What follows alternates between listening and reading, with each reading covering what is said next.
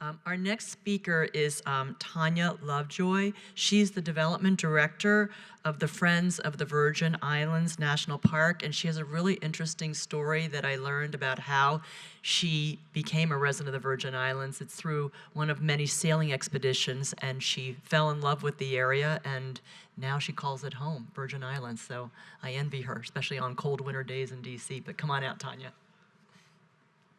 Hi.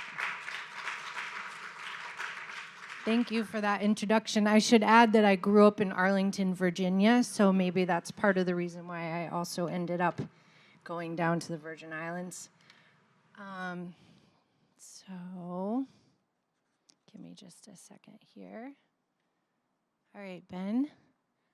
So thank you all and welcome. My name is Tonia Lovejoy, and I am presenting to you on behalf of the Friends of Virgin Islands National Park. And today I want to share with you how our small organization on a tiny island that is not on your national parks map has been using today's technology mobile applications. This is a early drone footage of Virgin Islands National Park and the island of St. John. If you've ever read Treasure Island, Robert Louis Stevenson's novel was inspired by our waters, our pristine beaches, our secret caves, and our safe harbors for boats. Our national park was formed in 1956, makes up about 2/3 of the island of St. John, which means that our island's economy is almost entirely dependent on tourism and people visiting our national park. We're about 75 miles southeast of Puerto Rico, if that gives you an idea of where we are. We're about 20 square miles, which is roughly the same size as Manhattan. Within our park, we have hundreds of stories to be told. The early people, the Taino Indians, have petroglyphs that you can visit while walking along some of our trails. This design is known to be a bat's nose, a deity for the Taino people, also the only native vertebrate to the Virgin Islands or to St. John. And I share this picture of the donkeys. Looks pretty peaceful. Most people come down to St. John to get off the grid. We are not going to be the next tech hub. In 2014, however, one of our board members came back from New York City with this article about apps. And so our board decided to start fundraising. It was 4 years until we were able to actually start building the app because we found OnSell. I do not recommend any small nonprofit build an app from scratch. OnSell gave us the easy flexibility and ability to input our content, and we came up with Ranger Hawksbill. We found OnSell in February. Our app was launched by March 2017. That's 4 years of content imported in a matter of months, and we were able to add volunteers to the fray, give them logins. So we initially thought that our app would just be a beach and trails guide. Although those apps already existed, we thought, what else would you use an app for in a national park? And so it was cheaper than paying for new interpretive signs and also easier to get into front of people's faces. And then September 6th. And I promised I wouldn't cry. But if you're familiar, we had a devastating hurricane.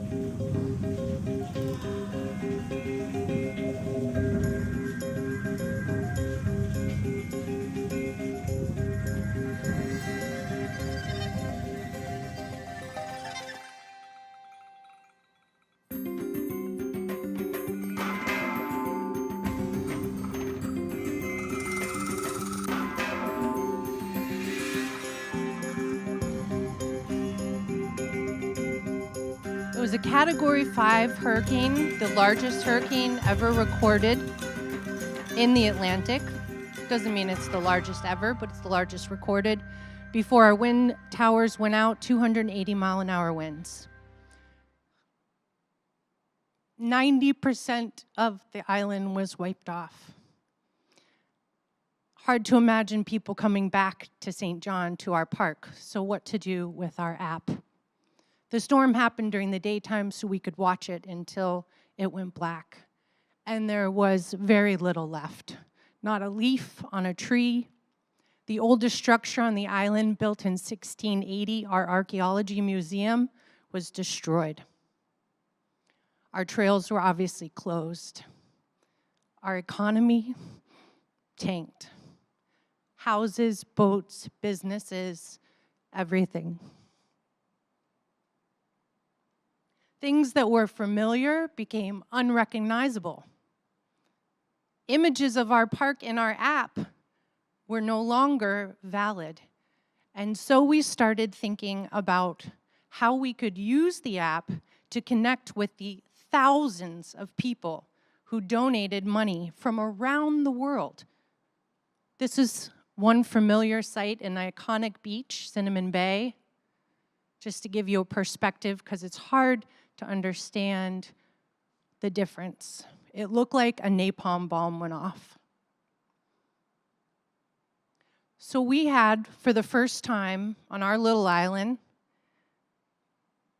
a need to connect in a big way, and people wanted to be on the grid again. We were 88 days without power in downtown.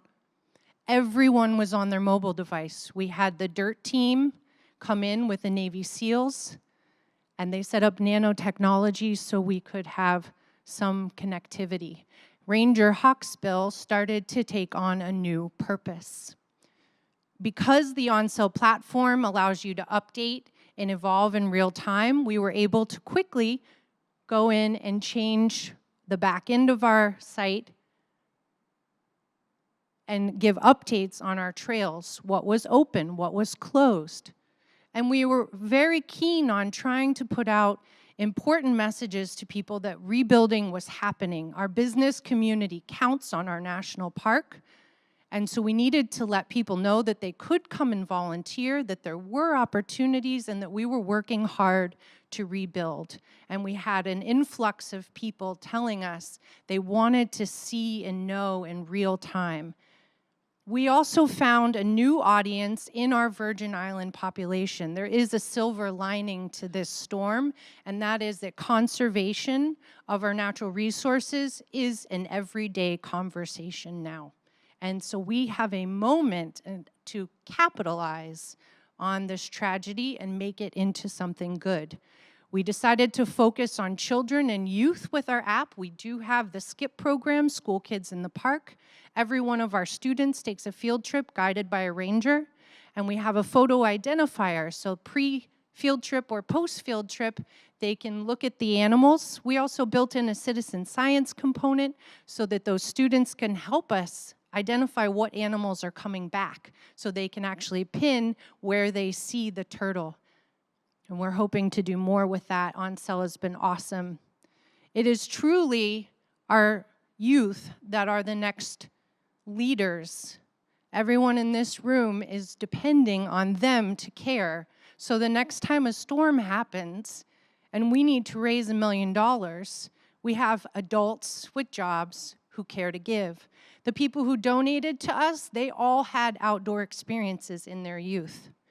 So today we're looking at our mobile app as a way to engage visitors to the park, to share real-time information, and to also start to give them the opportunity that we saw so clearly after the storm to give back and participate. People want to count turtles.